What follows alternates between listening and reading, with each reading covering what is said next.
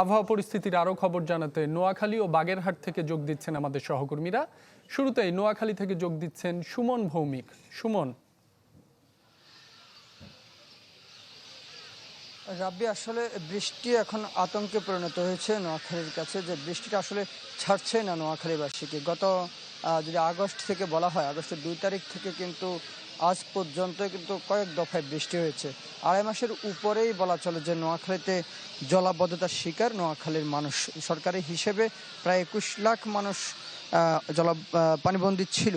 এর মধ্যে গত কিছুদিন বৃষ্টি না হওয়ার কারণেই কিন্তু কিছুটা পানি নেমেছে বিভিন্ন জায়গায়, বিশেষ করে নোয়াখালী জেলা শহর মাইজদী এবং শহরের যে উপজেলা রয়েছে সেটি হচ্ছে সদর উপজেলা, বেগমগঞ্জ, সেনবাগ, সোনাইমুড়ি, চাটখিল, এরকম অঞ্চলগুলোতে কিন্তু এখনও পর্যন্ত জলাবদ্ধ মানুষ। এর মধ্যে যখন গতকাল রাতে পুনরায় আবার বৃষ্টি হয়েছে, যেটি আজকে দুপুর পর্যন্ত চলেছিল, এবং এখনও কিন্তু আকাশ মেঘলা।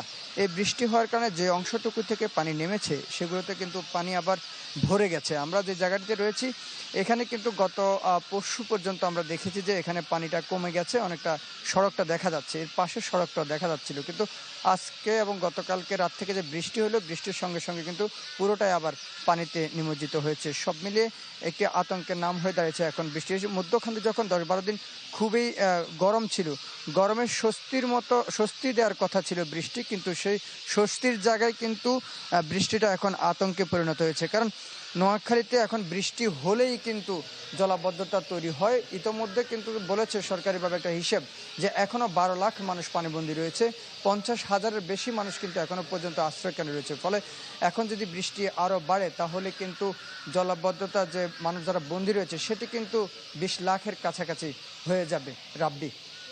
সুমন, আপনাকে ধন্যবাদ।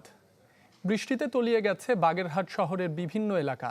আরও খবর জানবো, সরাসরি চলে যাচ্ছি সহকর্মী আরিফুল ইসলামের কাছে। আরিফ।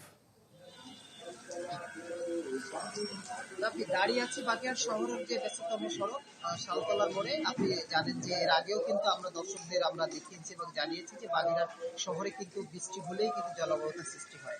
তো এখানে নাগরিকরা যেটা বলেছেন বা আমরা যেটা দেখতে পাই যে এখানে গত 2 যুগ ধরে আসলে খুব একটা পৌরসভার কোনো উন্নয়ন হয়েছে বলে আসলে চোখে পড়ার মতো তেমন কিছু নয়।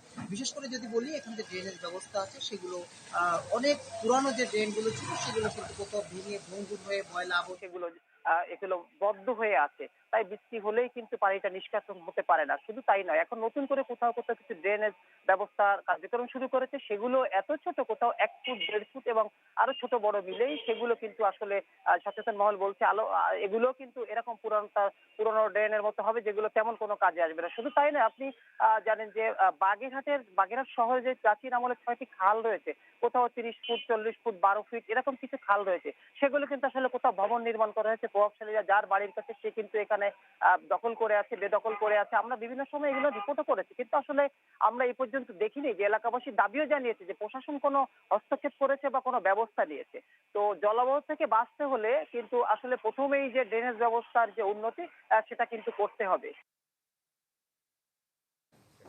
অবস্থা শুধুমাত্র বিশেষ করে দুর্ভোগে পোহায় এলাকাবাসী, শহরবাসী, যে পানিগুলো বৃষ্টি হলেই নিষ্কাশন হতে না পারার জন্য।